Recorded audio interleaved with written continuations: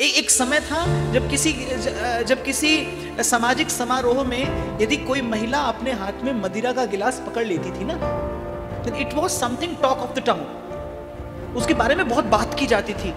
और आप देखिए, देखते ही देखते हम वहां पर आ गए कि आज यदि किसी महिला के हाथ में वो गिलास नहीं है, then it is talk of the town.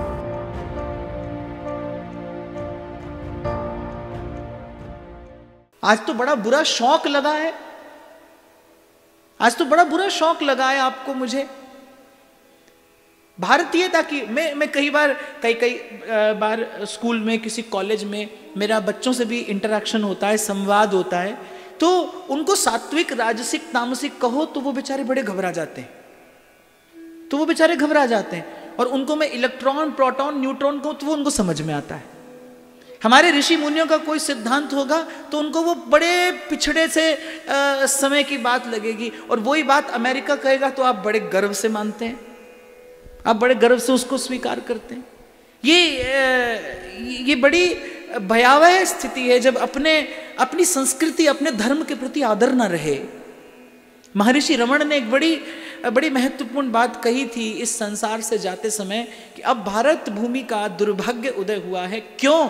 क्योंकि यहाँ के लोगों ने अब शास्त्रों का, गुरुजनों की बातों का सम्मान करना छोड़ दिया।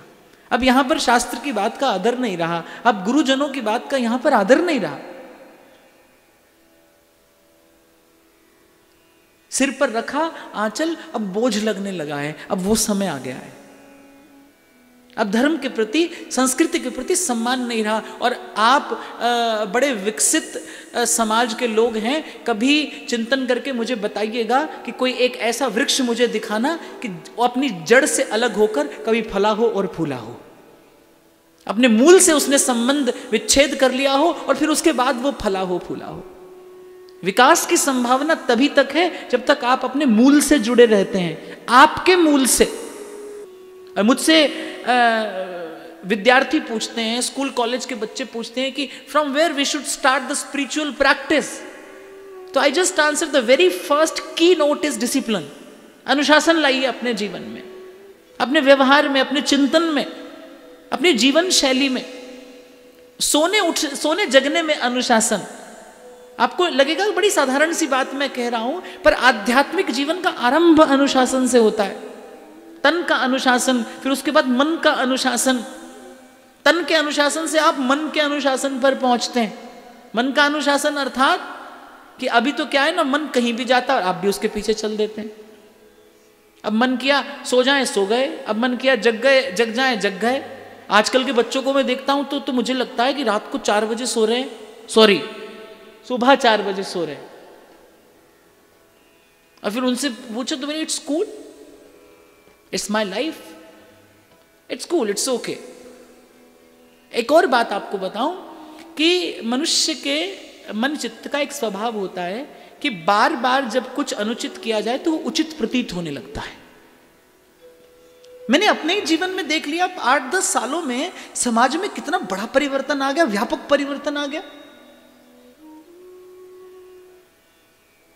एक समय था जब किसी सामाजिक समारोह में यदि कोई महिला अपने हाथ में मदिरा का गिलास पकड़ लेती थी ना, then it was something talk of the town।